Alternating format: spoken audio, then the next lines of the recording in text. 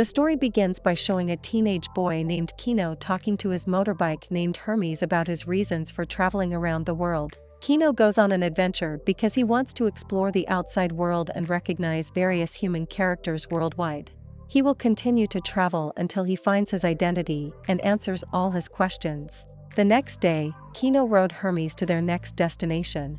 He met a man resting by the river with his horse on the way.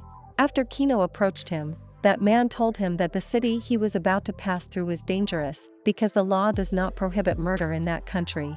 That man intends to go to the city to live a more challenging life, and he also wants to meet a man named Regal, known as a legendary assassin. Kino, who was not interested in his chatter, immediately left him and continued his journey. In the afternoon, Kino arrived in the city and asked the gatekeeper to let him come in. Before allowing him in, the man guarding the gate warned him that killing in the city was allowed and would not result in any punishment.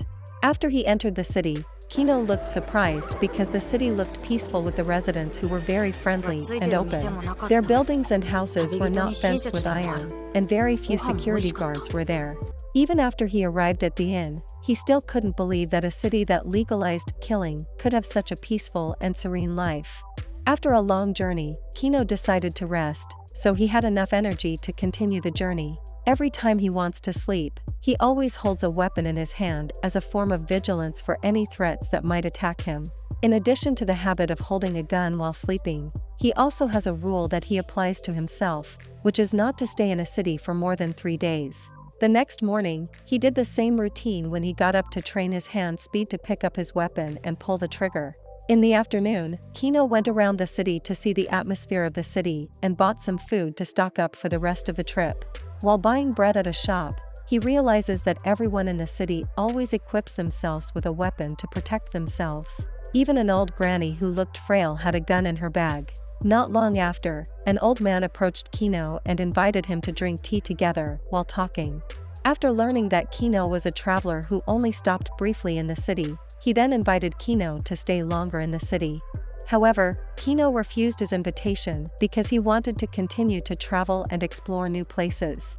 Soon afterward, when Kino was about to leave the city, the man he had previously met called out to him. That man intended to rob Kino's motorbike and everything he owned while threatening that he would kill Kino if he didn't hand over the motorbike. When the young man took the gun in his pants, the residents started walking to their respective houses in unison without any intention of stopping him. Kino, who felt that there was an oddity behind the attitude of the residents, immediately hid behind Hermes to protect himself from being shot. However, before the man could shoot Kino, an arrow suddenly shot and pierced his arm until his gun fell. It turned out that the residents simultaneously exited the house while pointing their weapons at him. An old man who had previously had tea with Kino approached that man explaining that even though the city did not prohibit killing, they were still against all forms of killing. To maintain order and peace in the city, all the residents will kill anyone who intends to kill other people. Before the old man killed that man, he introduced himself as Regal, whom that man had been looking for. The next day after Kino left the city, he again saw a young man resting by the river, and Kino approached him. The young man said he was on an adventure to find a peaceful city to live in because he had been forced to kill other people to survive. Hearing this, Kino advised him to go to the city he had just passed because it was a very peaceful and beautiful city. A few days later, Kino left for a city that he knew from a girl he met on a trip, where the girl said it was a wonderful city.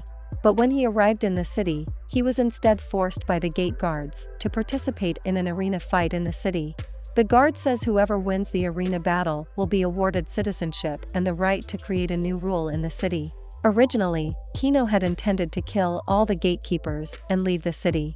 However, after he found out that the girl he met the other day had become a victim of the cruelty of the citizens of this city, he intended to join the fight. After entering the city, Kino saw a very messy and neglected view of the city.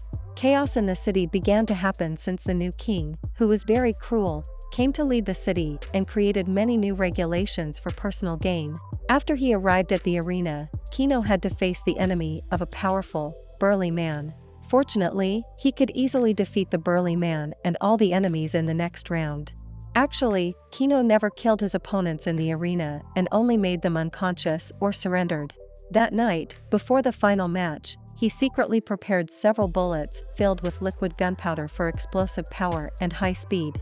The next day in the final match, Kino had to fight against a handsome young man named Shizu, who was always accompanied by a talking dog named Riku.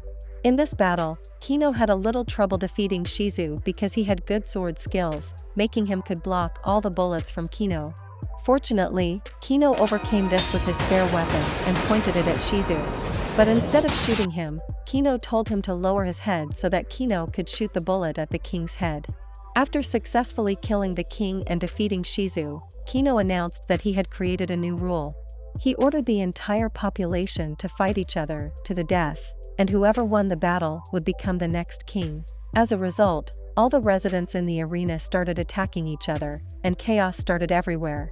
Soon afterward, Kino rode away in Hermes and left the city amid the chaos.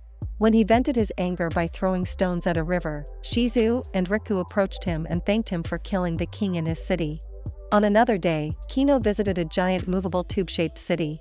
The immigration officer who greeted him explained that the city had to move because the power plant's reactor required them to keep moving. If the city stopped at one point for too long, the reactor would be overloaded and explode. Another reason the city moves is that its citizens can travel worldwide and enjoy the beautiful natural scenery. The next day, the mobile city was suddenly attacked by security forces from another city because they were close to crossing the border in their city. However, the mobile city could still stand firm when it had been shot by many cannonballs. Even the mobile city can still shoot lasers that can cut through other cities' walls so they can pass. The next day, the security forces from the city they were passing through were still launching attacks, and all those shots had the potential to damage the painting that was blinded by the children in the moving city. Knowing this, Kino volunteered to deal with the attack by the security forces alone using a sniper. With high accuracy, he can shoot and destroy the enemy troops' missile control devices so they cannot issue another attack. Thanks to his help, the children's paintings were saved, and when Kino left the moving city, the children in the town seemed to wave and thank him. The next day, Shizu and Kino traveled on a ship to a town called Ship Town. Upon arriving in the city, Shizu was greeted and given the choice of working with the low-paid residents or supervising the high-paying residents. He also chose to work with low-salary residents because he wanted to get to know them better. After being served a simple meal with sea fish as a side dish, Shizu was introduced to a guide girl named Tafana. The next day, she took him around to see all parts of the ship and see the activities of the residents on ship. On the 5th day in the city, he was shocked by a fairly large earthquake, but strangely, the Ship Town residents didn't budge as if they were used to it. Shizu also asked Tafana to take him to the source of the earthquake and found that the Ship Town had a leak. Shizu went to the ship's plan room to mark the area of the ship that was leaking so Tafana could report it to the Ship Town's leaders. But after he consulted with the elder asked him not to do anything because the Ship Town leaders already knew the case. However, the next day, Shizu insisted on meeting the ship leaders who lived in the tower. And because the ship's leaders ignored him, he intended to break into the tower using force. One of the men of the Ship Town's leader was sent to defeat him, and it turned out that person was Kino. Seeing Kino, who stopped fighting, the ship leaders thought that he had conspired with them and started attacking the two of them. As a result of that incident, they worked together to fight the leaders of the Ship Town together. After arriving at the top of the tower, Kino and Shizu prepared to attack the ship's leaders, but it turned out that all the leaders in the tower were ghosts. After Shizu landed the residents' ship on the mainland, he explained what really happened and advised the residents to stay on the mainland because their ship had been damaged. However, the ship's residents mocked him and flocked to each other to go to the ship, leaving Tafana alone. When Shizu approached Tafana and asked why she was silent, she suddenly stabbed him with a knife. It turned out that she was actually a child who had been abandoned by a pair of adventurers like Kino and Shizu. All the ship's residents often ostracized her alone, and the only people who accepted her were the ship's leaders. After hearing that, Shizu apologized to Tafana and decided to take her on an adventure together. He promised her he would never leave her alone under any circumstances, and she accepted the offer. A few days later, Kino talked to an old man who was reading a newspaper to ask about the legal system adopted by the city he was visiting at that time. The old man replied that the city adhered to a virtue point system, where everyone would get points if they did good and vice versa. They would get points deducted for doing evil. Everyone can earn good points by helping others, donating, or contributing to society. All points will be recorded on an identity card. If someone's virtue points are minus, they will be sentenced to prison. Hearing this, Kino asked how many points the old man already had. And he proudly replied that his value points were so high that he was able to kill someone without fear of being imprisoned. All this time, he had intended to commit one great crime, but he could not find a suitable target. At first, the old man intended to kill Kino, who was a foreigner. However, he immediately cancelled his intention after seeing Kino was ready to pull the trigger of his gun. In the afternoon, when the old man was about to return to his home, a mother with her baby approached and asked him to bless her baby. His evil intentions reappeared, but after contemplating it for a long time, he decided to undo his intentions and whispered to the baby so that he would not become a person like him. After that, Kino went to a city where he heard from his teacher, who once gave him a gun. His teacher said that the city would give very good memories, and it was difficult for adventurers to forget the memories of that city.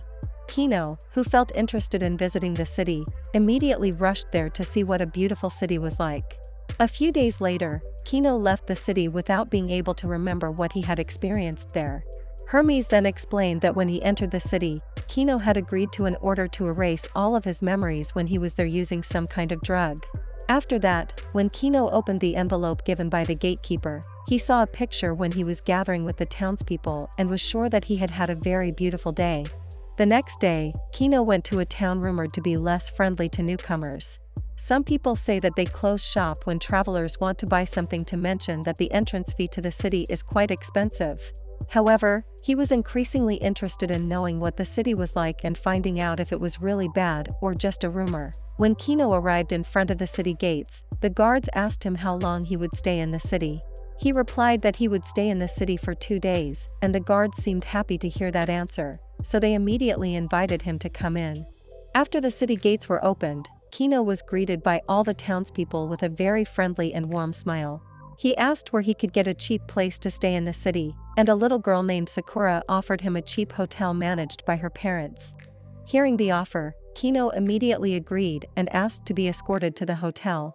After arriving at the hotel, Sakura's parents greeted him in the lobby and invited him to a spacious and luxurious room. After placing his things, Sakura guides Kino to go around the city and see the activities of the townspeople. After that, Kino stopped by a gun shop to repair his damaged pistol, and when the shop owner saw his revolver, he seemed to recognize the original owner of the gun. After that, Sakura invited him to go see a theater performance held by the townspeople to tell about the history of the city's founding. During the show, the locals greeted him again in a friendly manner and seemed happy that he was enjoying the show. The next day, Kino went to the gun shop to pick up the weapons he had left yesterday. However, when he was about to pay, the shop owner said all weapon repair fees were free. It turns out that the owner of the weapon shop owner is an adventure friend of his teacher named Shirsho, and they used to travel to various cities together. Shirsho's colleague named Aibo then gave Kino a revolver that he always carried when he was on adventures.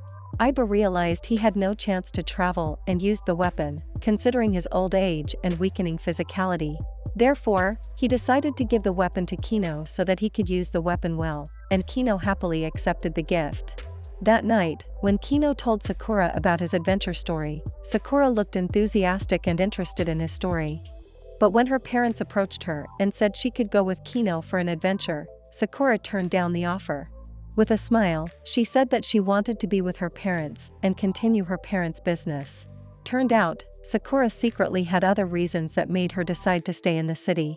The next day, Sakura took Kino to see the wedding of a couple who looked very young. When the bride threw flowers, he managed to catch some flowers and gave them to her. In the afternoon, the gatekeeper politely picked up Kino and asked him to leave the city immediately. Before he left town, the residents gathered to greet and thank him for visiting their town. Sakura's mother also gave 2 packs of lunch to Kino as a thank you and told him to eat lunch tomorrow. The night after Kino left the city, he rested in a forest near the city. And in the middle of the night, he suddenly heard a huge roar from the direction of the city he had just visited.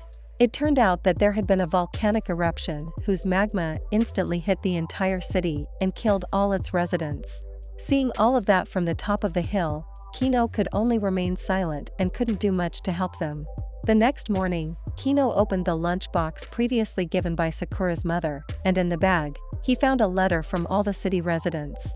In the letter, the residents knew that a catastrophic volcanic eruption was coming, but they decided to stay in the city because they loved it very much and did not know how to survive outside. And because Kino was the last traveler to visit their city, they deliberately gave him special treatment so that their city would always be remembered well by adventurers. Sakura knew the fact about the disaster that would happen in the city. That was why she didn't go with Kino. She wanted to stay with her parents until the last moment. Therefore, she also put a flower in the lunch bag because she knew that she would not be able to keep the flower. Knowing all that, Kino felt very sad as he tightly held the last thing she gave him. After all this time, we have seen the cities visited by Kino. As part of the closing, we will be told about the city where Kino comes from and who he really is. Several years earlier, Kino was a shy girl named Bella who lived in a small town. One day, a young man named Kino came to the city and asked about the inn. After that, Bella took him to the inn managed by her parents. The next morning, she woke up from sleep after hearing the sound of a hammer from him, who was repairing his motorbike. The curious Bella approached Kino and started asking about the job he had. He replied that his job was to be a traveler or adventurer because it was so fun. Hearing that answer, Bella responded that what he did was not a job because a real job is something that is not fun and requires hard work. The reason behind her words and thoughts comes from the social system implemented in her city. In the city, every child aged 12 and over is considered an adult and is required to work. Every child who has reached the age of 12 will undergo special surgery on their brain to act mature and not childish. At that time, Bella was still not even 12 years old, but children were already being indoctrinated about the system at a young age. After Kino heard about the system from Bella, he then explained what maturity is, and the true meaning of hard work, and those words directly affected her perspective. After that, they told each other about their respective hobbies, where Kino likes to travel to beautiful places while Bella likes to sing. That night, Bella couldn't sleep because she remembered everything Kino had said. Ultimately, she dared to ask her parents to let her not undergo brain surgery. This is because she wants to be herself into adulthood and doesn't want to lose all her childhood memories. Hearing Bella's words, her father immediately raged and scolded Kino for influencing Bella. Kino just stayed silent without saying anything and said goodbye to them because he didn't want to get into big trouble. However, his intention to leave was immediately stopped when he saw her father holding a knife and intending to kill Bella. When her father was about to stab Bella with the knife, Kino quickly ran to protect her with his body. Unfortunately, it killed him in front of her, and Bella, who was in shock, could only sit limply. Shortly after that, Bella suddenly heard the sound of Kino's motorbike named Hermes, and it asked her to leave the place. She immediately got on the motorbike and left the city safely after getting past the gate guards. Since then, she changed her name to Kino and looked like a boy to protect herself from harm. She also decided to become a traveler like the adult Kino who had previously saved her from death and began to explore all over the world. The anime closes with Kino lying on a red flower field with Hermes, while reminiscing about the memories of when he met Hermes for the first time. The anime ends. This anime teaches us a lot about people and the meaning of life, and also, maturity is not about how much age we have, but how much experience we have. Thank you for watching our content. We hope you like it and subscribe our channel. See you on the next video.